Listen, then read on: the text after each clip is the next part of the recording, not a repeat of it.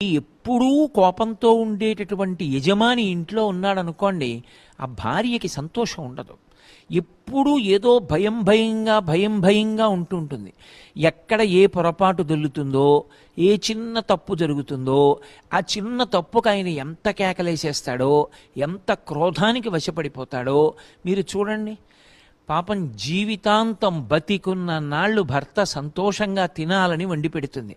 ఏదో ఒక్కరోజు ఆవిడ మనిషే, ఎక్కడో చిన్న పొరపాటు జరిగి కాస్త ఉప్పు తక్కువో ఎక్కువో అవుతుంది.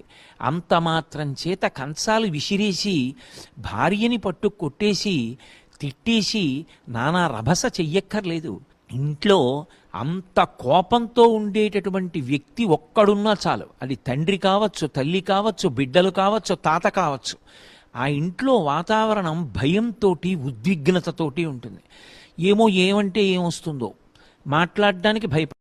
ఎప్పుడూ కోపంతో ఉండేటటువంటి యజమాని ఇంట్లో ఉన్నాడనుకోండి, ఆ భార్యకి సంతోషం ఉండదు. ఎప్పుడూ ఏదో భయం భయంగా ఉంటుంటుంది.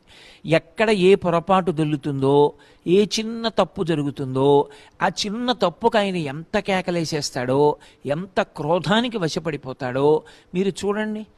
పాపం జీవితాంతం బతికున్న నాళ్ళు భర్త సంతోషంగా తినాలని వండి పెడుతుంది. ఏదో ఒక్కరోజు ఆవిడ మనిషే, ఎక్కడో చిన్న పొరపాటు జరిగి కాస్త ఉప్పు తక్కువో ఎక్కువో అవుతుంది. అంత మాత్రం చేత కంచాలు విసిరేసి భార్యని పట్టు కొట్టేసి తిట్టేసి నానా రభస చెయ్యక్కర్లేదు. ఇంట్లో అంత కోపంతో ఉండేటటువంటి వ్యక్తి ఒక్కడున్నా చాలు. అది తండ్రి కావచ్చు, తల్లి కావచ్చు, బిడ్డలు కావచ్చు, తాత కావచ్చు. ఆ ఇంట్లో వాతావరణం భయంతోటి ఉద్విగ్నతతోటి ఉంటుంది. ఏమంటే ఏమొస్తుందో మాట్లాడడానికి భయపడి.